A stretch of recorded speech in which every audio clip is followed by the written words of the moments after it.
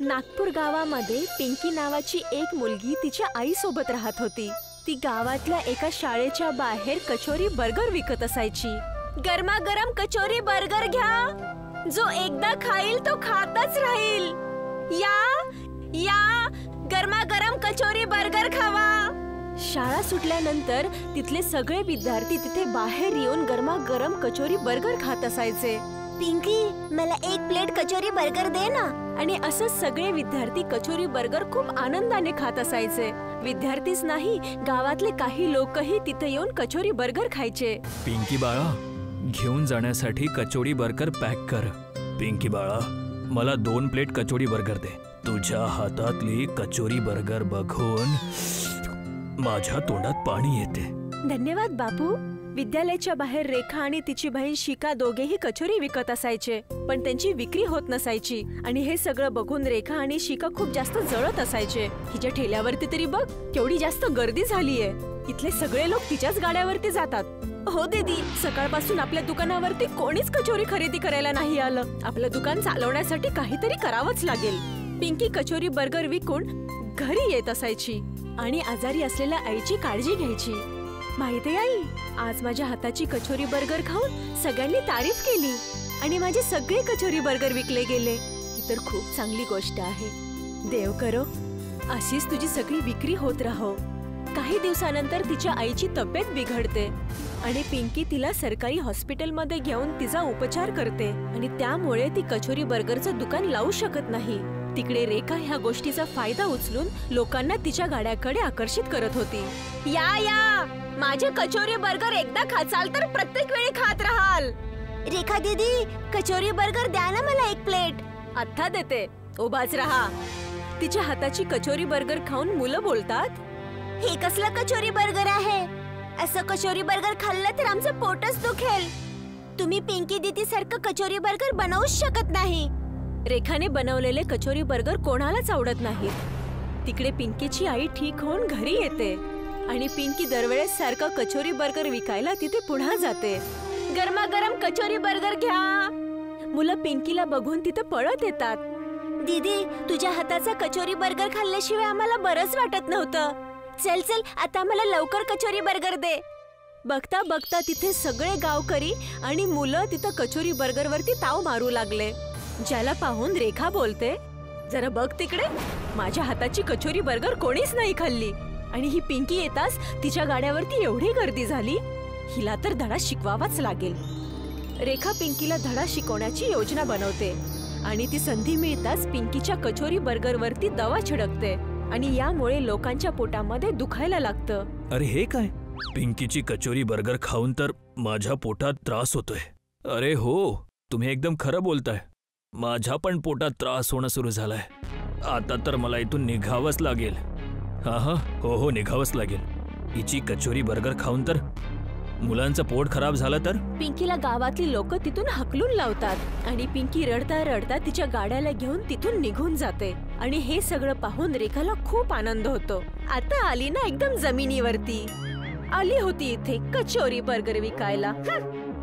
पिंकी एका झाडाखाली बसते आणि रडू लागते। आता मी माझ्या आईचा उपचार कसा करेल? माझा कचोरी बर्गर आज तर विकलाच गेला नाही। असं मी कचोरी बर्गर मध्ये काय टाकलं होतं?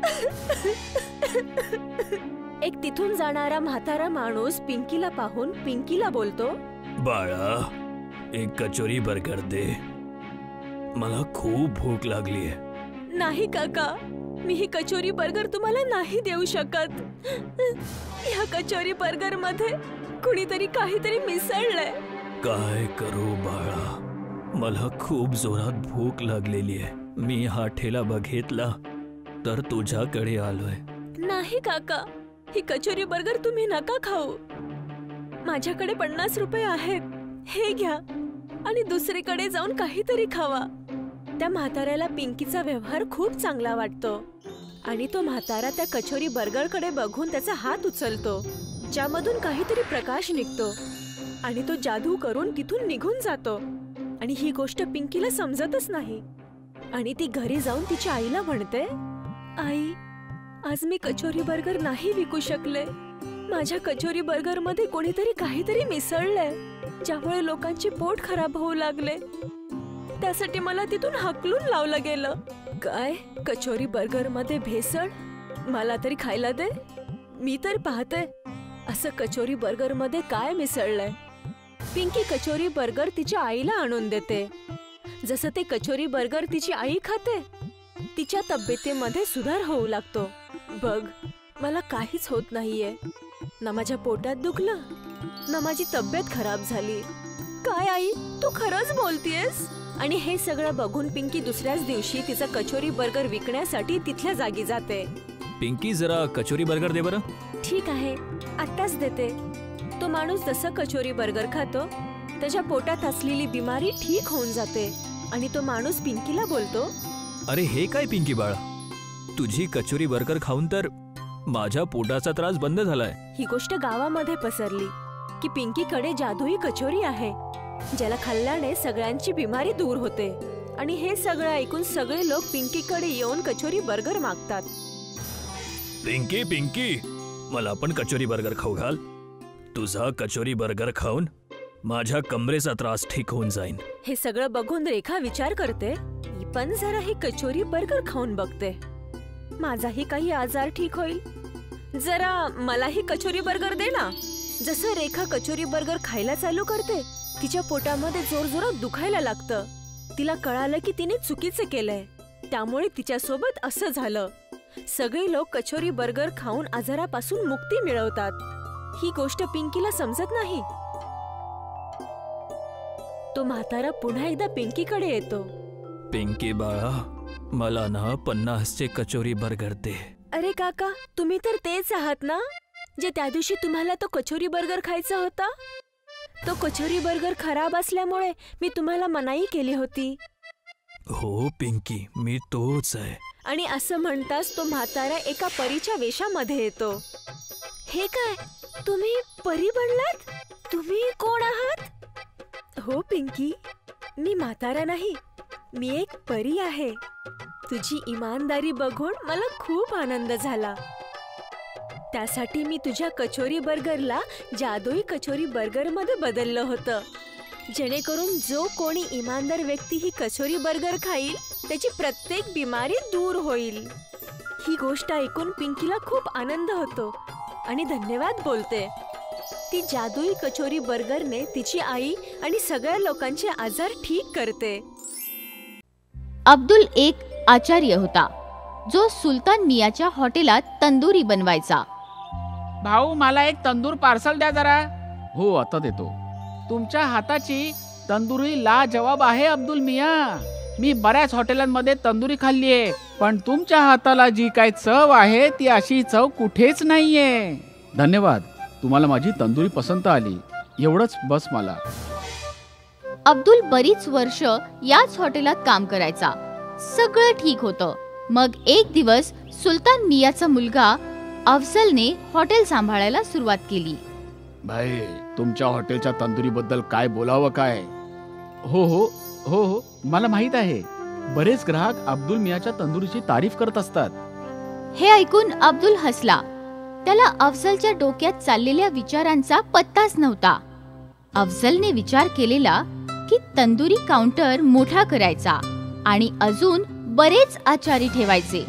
अब्दुल भाई, आता तुम्हाला सुद्धा दुसऱ्या आचारांना तुमच्यासारखी तंदुरी बनवायला शिकवावं लागेल. त्यांचं काय, मी तंदुरी काउंटर मोठा करणार आहे, म्हणजे जास्तीत जास्त ऑर्डर घेऊ शकू म्हणून. जी नक्की, मी सगळ्या आचार्यांना शिकवीन. हे ऐकून अफजल खुश होता. काही दिवसांनी तंदुरी काउंटर मोठा झाला. अजून 2 आचारी काउंटरवर आले, अल्ताफ आणि अरबाज. आता मला लक्ष देऊन बघा आणि शिका. जर माझ्यासारखी तंदुरी चांगली बनवाल तर ग्राहक तुमचीही तारीफ करतील. अब्दुल दोघांना चांगल्या पद्धतीने तंदुरी बनवायला शिकवू लागला. काही दिवसातच ते दोघंही अब्दुल सारखी तंदुरी बनवायला शिकले. आशा करतो की तुमचं हॉटेल आता दिवसेंदिवस जास्त प्रगती करत राहील. तुमची दुआ मानली जाऊ अब्दुल मिया. अब्दुलने चांगल्या मनाने त्या 2 आचार्यांना तंदुरी बनवायला शिकवलं. पण अफजल खूप बेरकी होता. त्याच्या डोक्यात फक्त पैसे कमवायचं भूत सवार होतं. त्यासाठी त्याने एका नवीन पोल्ट्रीवाल्याशी सौदा केला. हा पोल्ट्रीवाला अफजलला मेलेल्या कोंबड्या स्वस्तात विकत होता. यामुळे अफजलचा नफा वाढत होता. तंदुरी काउंटर मोठा झाल्याने ग्राहकही वाढले होते. सगळं ठीक-ठाक चाललेलं. पण एक दिवस जेव्हा अब्दुल रात्री उशिरापर्यंत हॉटेलमध्ये होता, तेव्हा हॉटेलचे मालक सुलतान तिथे आले. बेटा अफजल, कसं चाललंय हॉटेल? छान अब्बा. मी ऐकलंय की तू पोल्ट्रीवाला बदलला आहेस. हो अब्बा, हा नवीन पोल्ट्रीवाला आपल्याला कमी किमतीत कोंबड्या देतोय. अच्छा, पण ते कसं काय? कारण त्या कोंबड्या आधीच मेलेल्या आहेत. अरे देवा, ही काय गुस्ताखी करतोयस बाळा? हे चुकीचं आहे. असं पाप करू नकोस. जर आपली तंदुरी खाऊन कोणी आजारी पडलं तर देव आपल्याला अजिबात माफ नाही करणार बाळा. असं काही होणार नाही अब्बा. सगळे हॉटेलवाले हेच करतात. माझ्या सगळ्या मित्रांच्या हॉटेलात असंच असतं. आतापर्यंत कोणी आजारी पडलेलं नाही आणि पुढेही पडणार नाही. माझं काम होतं तुला समजावणं. पुढे तुझी मर्जी. आता हे हॉटेल तुझं आहे आणि तू याचा मालक आहेस. चांगला किंवा वाईट हा तुझा निर्णय आहे. ठीक आहे? सुलतान मिया तिथून निघून गेले. हे सगळं बोलणं अब्दुलने ऐकलेलं. काही वेळाने तोही आपल्या घराकडे निघून गेला. रात्री अब्दुल हेच प्रकरणाबद्दल विचार करत होता. मी अशा जागी काम करू शकत नाही जिथे लोकांच्या तब्येतीला वेशीवर टांगलं जातं. हे अगदी चुकीचं आहे. पण अफजल मिया माझं ऐकणार नाहीत. यातच भलं आहे की मी हे काम सोडून देईन. अब्दुलने ठरवलेलं की तो सुलतानच्या हॉटेलमध्ये आचार्याचं काम सोडून देणार. दुसऱ्या दिवशी तो हॉटेलात गेला. मी काल सर्व ऐकलेलं होतं. माझी सत्सद विवेक बुद्धी मला इथे काम करून देत नाहीये. मी या हॉटेलला सोडून जातोय. ठीक आहे, तुला काय वाटतं? तू गेल्याने माझं हॉटेल बंद होईल? अजिबात नाही. पण तुला कधी दुसऱ्या कोणत्याही हॉटेलमध्ये काम मिळणार नाही हे नक्की अब्दुल मिया. चालेल मला. मी बिनकामाचा राहीन पण बेईमानीमध्ये भागीदार नाही होणार. अब्दुल हे बोलून तिथून निघून गेला. त्याने बऱ्याच हॉटेलात नोकरी शोधली पण त्याला कुठेच नोकरी मिळाली नाही. थकून एक दिवस तो त्याचा मित्र मुस्तफाच्या सायकलच्या दुकानावर बसलेला. काय झालं भाऊ? आजही काम नाही मिळालं का? नाही मित्रा, आता काय करू तेच कळत नाहीये. मला तंदुरी बनवण्याशिवाय अजून कोणतं काम येतच नाही. तुला कोण म्हणतंय की दुसरं काहीतरी कर? मी तर म्हणीन की तू स्वतःची तंदुरीचा काउंटर उघड. एवढे पैसे नाहीयेत माझ्याकडे. तंदूर खूप महाग असतो. त्याशिवाय हॉटेलही पाहिजे ना. मग त्याचं भाडं एवढं सगळं कुठून करणार? तुझ्या दोन्ही प्रॉब्लेमचा एकच इलाज आहे माझ्याकडे. थोडी वाट बघ. मुस्तफाने सायकलची 2 चाकं आणली आणि त्यात भोकं करून त्यातून एक सळई टाकली. हे तयार आहे. हे काय? समजावतो. मुस्तफाकडे एक हातगाडी होती. मुस्तफाने हातगाडीच्या वर पत्रा ठोकला आणि मग हा तंदूर त्या हातगाडीवर ठेवला. आता याच्या खाली जळणारे कोळसे ठेव आणि याला फिरवून फिरवून तंदुरी बनव. अरे वा, हे तर मस्त आहे. तुला कसं हे सुचलं? बस तुझी मदत करायची होती ना, म्हणून सुचलं. धन्यवाद धन्यवाद मित्रा. दुसऱ्या दिवसापासून अब्दुलने हातगाडीवरून तंदुरी विकायला सुरुवात केली. अब्दुल तंदुरी बनवण्यात उस्ताद होता. हॉटेल नसल्याने त्याने तंदुरीची किंमतही कमी ठेवलेली. मुस्तफाच्या चालत्या फिरत्या ठेल्यावर ग्राहकांची नेहमी गर्दी असायची. तेव्हा सुलतान हॉटेलवर फूड ऑफिसरचा छापा पडला आणि मेलेल्या कोंबड्या विकण्यासाठी हॉटेल सील करण्यात आलं आणि अफजलला तुरुंगात बंद करण्यात आलं. बहुतेक हाच निसर्गाचा नियम आहे. चांगल्याशी चांगलं घडतं आणि वाईटाशी वाईट घडतं. म्हणून म्हणतात, भलं करेल त्याचं भलं होईल.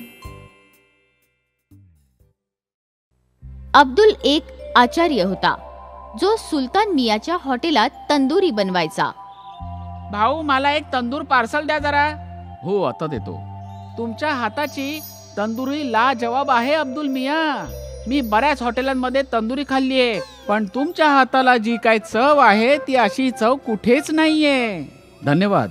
तुम्हाला माझी तंदुरी पसंत आली. एवढंच बस मला.